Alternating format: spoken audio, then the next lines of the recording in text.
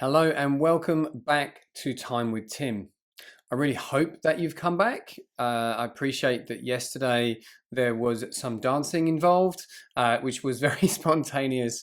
And I went back and I actually decided not to edit out the bit that I said was off camera. I think it's funny, so you tell me, right? Um, anyway, so I hope I didn't put you off with my hilariously bad dancing. What we're going to talk about today is purposeful well-being. So, if you're going to lead with purpose, and if you accept my contention that you need to be well to lead well, well, then essentially you need to be purposeful about your well-being in order to be a purposeful leader, right? So, leadership is hard, complex, challenging, exhausting, stressful. It can at times just take so much from you. You will receive a lot back, but that receiving back can have a long tail. So how do you maintain yourself and sustain yourself so that you can lead in your best way? And believe me, I have struggled with this. I mean, the key elements of well-being for me are sleep, movement, and nutrition.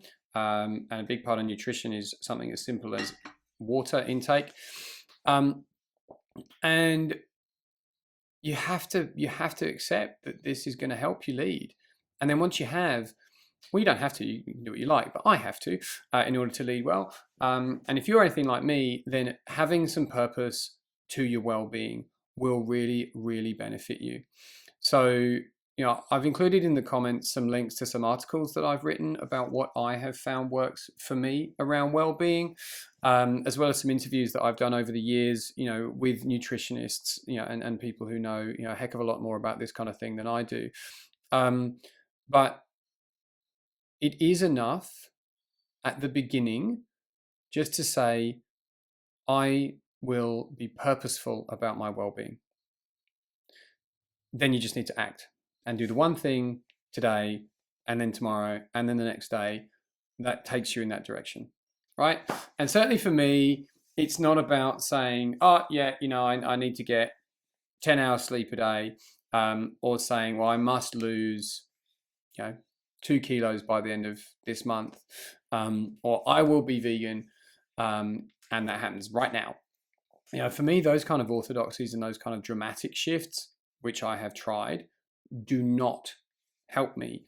They're not purposeful because I can't sustain them. For me, it's better to be more iterative. And I've spoken about this great guy, James Clear, whose fabulous book, Atomic Habits, is like right here. If you haven't read this, get it, read it. Sorry. James Clear, Atomic Habits. So James's philosophy is all about iterative progression. Set a goal and then basically chunk it right down to almost hourly but daily things that you can achieve, and then keep going through them and you'll make great progress. So sleep, right? It would be the easiest thing in the world for me to say, I will go to sleep at the same time as my kids and I will get up at 8 a.m. and have blissful 12-hour sleep. That will not happen. There is no point in me saying that is my purpose to enable my purposeful leadership. What I can say is I recognize that sleep is fundamentally important to me having the cognitive faculties and the executive function to make effective decisions, to have clarity, to be productive throughout the duration of a day, and essentially to be my better self. Therefore, I will invest in my sleep. I will start by going to bed a bit earlier, not working on the computer late at night unless I have my... Ready? Here we go. I'm about to look a lot smarter. Fabulous blue light glasses, which means that if I am working late at night, at least I don't get the cognitive disruption of the light from the screen. And again, there's more of this kind of stuff in the articles, but essentially what I'm going to say is, if you want to lead well, you must be well. If you want to be and are becoming a purposeful leader, then part of your purpose is to sustain yourself. So pick one of the tenets of well-being: mindfulness, nutrition, rest, which could be sleep. It could also be downtime during the day. Introspection, being kind to yourself and others, and there's a reciprocal benefit to that. spending more time outside in nature, ideally physically in contact with the ground. Pick one of those today. Make a small iterative, I will do this better type goal, and then do that. And then make another one tomorrow and the next day, and so on and so on, and keep going. Maybe check out James's book. You can also check out Dr. Ranjan Chatterjee. So he's a British GP who has got a couple of great books out and a lot of very accessible podcast content, essentially around making small progressions in key areas of well-being to improve your overall creativity and productivity and obviously health and vitality and longevity and all of those wonderful things.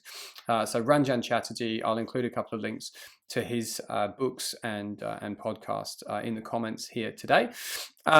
And tomorrow will be the 60 seconds of stillness practice, just reflecting, sort of on purpose. As always, if you are so inclined, please watch that and then mute me and watch it again, and then just do your own, sort of reflective practice on the second sitting without me interrupting you. Unless you find my interruption helpful, in which case keep it. And then the following day we'll review the week. So that's it for today, for being well with purpose in order to lead well with purpose. I will see you tomorrow.